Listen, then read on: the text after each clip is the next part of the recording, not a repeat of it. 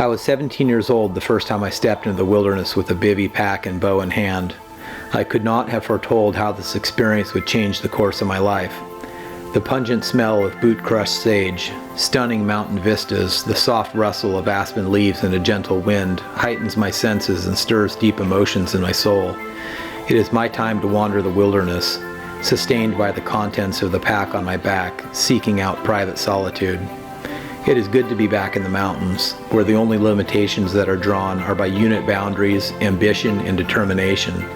They do not care about your success or failure, your safety or your survival. It does not matter the thickness of your wallet, only the size of your heart and the amount of grit you possess. The experience is yours to make. It is this missing piece that makes me whole again. A week in the mountains heals the soul. As John Muir once said, "The mountains are calling, and I must go." For me, really there is no choice. It has been a long off-season. It is good to be back, bow in hand, once again reconnecting with my roots, the dormant predator awakened.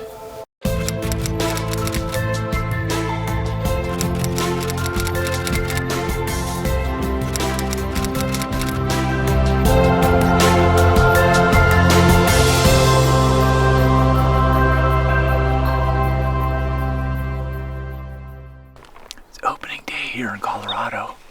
We've probably seen 18 or 20 bucks in this basin we're in. Most of them are all up the head of the basin, but we got one that's bedded right below some rim rock. Absolutely perfect spot for a stalk. So it's not the biggest one in the basin, but it's a nice big 4x3 with double eye guards. He's probably 26 or 27 inches wide.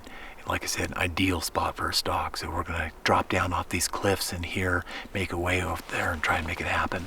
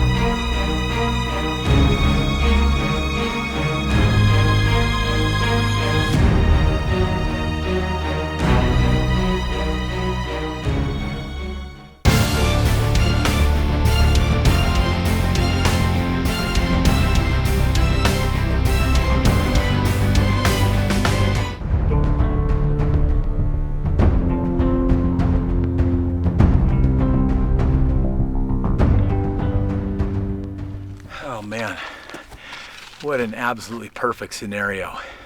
Came right over the top on that buck. He had no idea I was there. I spotted an antler tine coming up from behind a rock. I just had to maneuver around to get this one rock out of my way, and I had a clear shot at his body. And I was about halfway through getting around that rock, and I felt the wind start to eddy. And I was like, oh no. So I just stood real still, and I saw his antler start to fidget like this, and I was like, uh-oh, here it comes. And he stood up and took a few quick steps forward, and there was a big bush that was covering almost his whole body. I could see about a softball size hole into his vitals. And I elected to take the shot because I figured I could sneak it in there, and I knew that as soon as that wind touched him again, he was going to be out of there.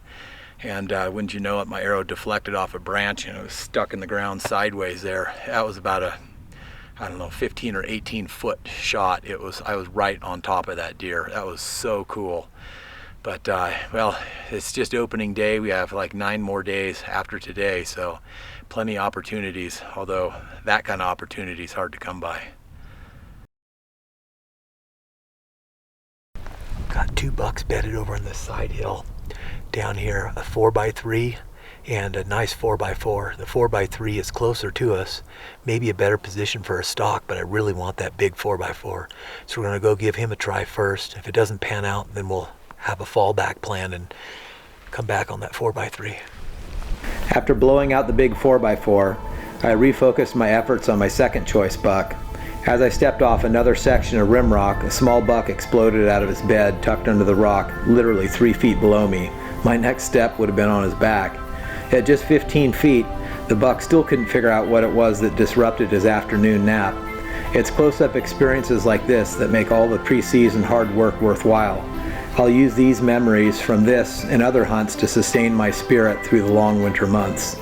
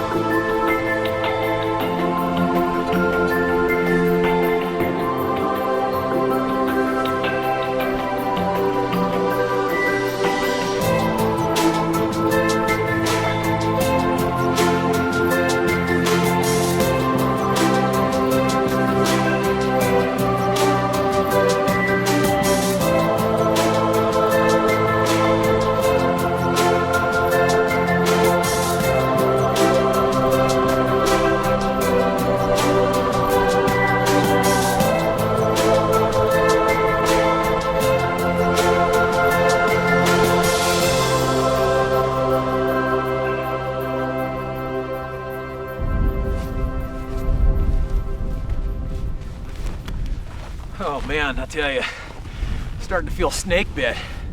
I got down, I was on top of those deer for over an hour on that rock there and maneuvering around trying to get in position. I was on the only spot in this whole mountain that didn't have any rocks.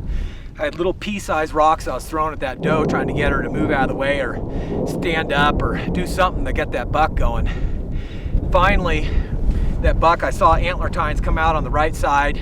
So I started getting in position for a shot for the right, and then 20 seconds later, here he comes out on the left. And so I started to, he spotted me, bolted, ran out about 20 yards. I start drawing my bow, and I hear a little tick, and I felt my arrow move on my string, and I looked down, and I saw the ear of my nock roll off my finger. I had half a nock. It's a heck of a time for an equipment failure. I must have banged one of them when I was going down there or something and cracked it, because boy oh boy, what a absolute heartbreaker. Had a probably 22, 23 yard shot broadside, and off he went. This is really getting discouraging.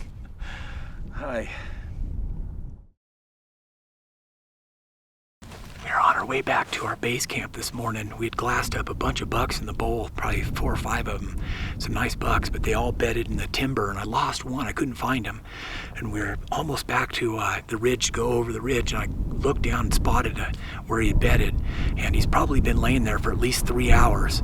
So he's in a perfect spot right now. So I want to get it going and make sure I can get in on this guy before he gets up.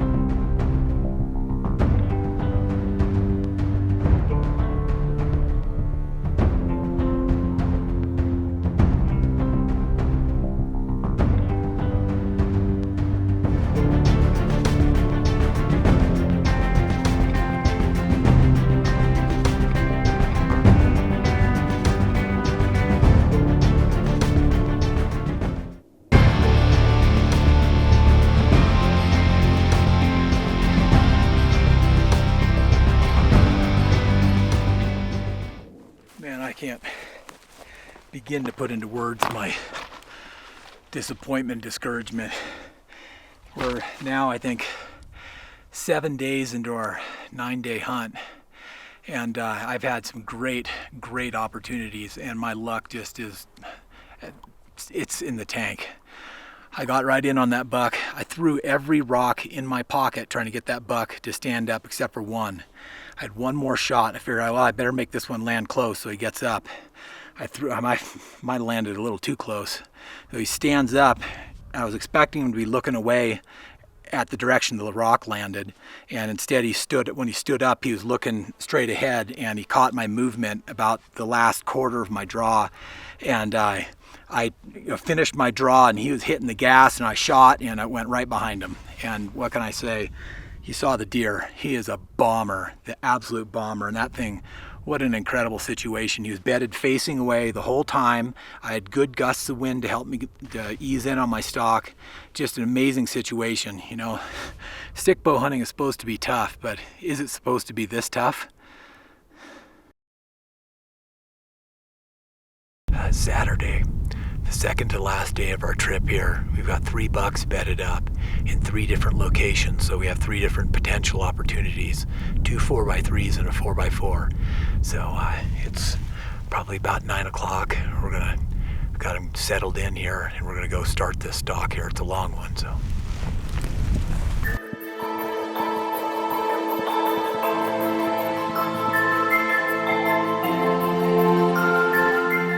The first 2 stalks didn't play out, so I was left with what would likely be my last stalk of the season. We'd been hunting this basin hard, and I knew it was unlikely any of the deer would return after I'd finished clearing out the basin again. As if I needed any further pressure, I was pretty sure my tireless cameraman, Steve Tadden, would mutiny if I blew another gimme opportunity. I began the stalk, feeling all the pressure of the last week on my shoulders.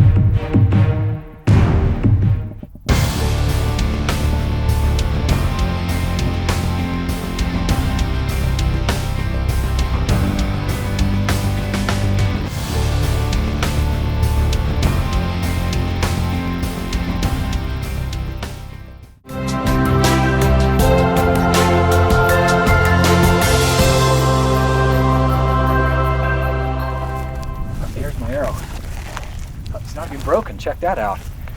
It must have been, when I saw him run off, it was about like that through his back there, so it must have pushed out. We're about 40 yards down the trail here, and boy, it's, oh yeah, I think I see some bubbles here.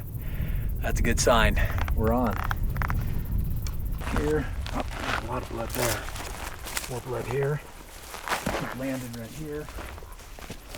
More blood here. Oh yeah, nice stripe right here. We should be down here pretty soon. Oh, there he is! All right! Man, right there. Oh, sweet. Man, he went down right after I lost him. Probably not 40 yards further. I can't wait to get my hands on him here. Boy, I'll tell you, holding this buck in my hands is a huge reward for the amount of effort that we've put out. We've been hunting between 12 and 13,000 feet for the last 8 days here. We have 1 more full day of hunting. I've had a number of blown opportunities that any normal bow hunter would give their front teeth for, and it's just excruciatingly painful to experience those. You know, executing a good shot, having my arrow deflected, not once but twice, and just out here pounding the hills, hours and hours behind the binoculars and spotting scope, looking at bucks, planning stalking routes, having the wind give us up. You know, it's been a challenging hunt to say the least. Just total physical exhaustion at the end of every day, and to end the hunt, you know, on the 8th day here, 1 more full day of hunting. I was really seriously wondering if I was going to be eating my tag, and I was not feeling very good about it. It was really tough. This hunt's been extremely challenging, physically and mostly mentally. You know, not to leave anything out on the physical end. It's been punishing, but just the emotional and the mental challenges of a backcountry hunt, and then to have so many good opportunities at such big bucks. bucks of this size and even bigger bucks, and to come up on the short end of the stick. Just holding this guy in my hand, man, I tell you what, this is like sitting on cloud 9.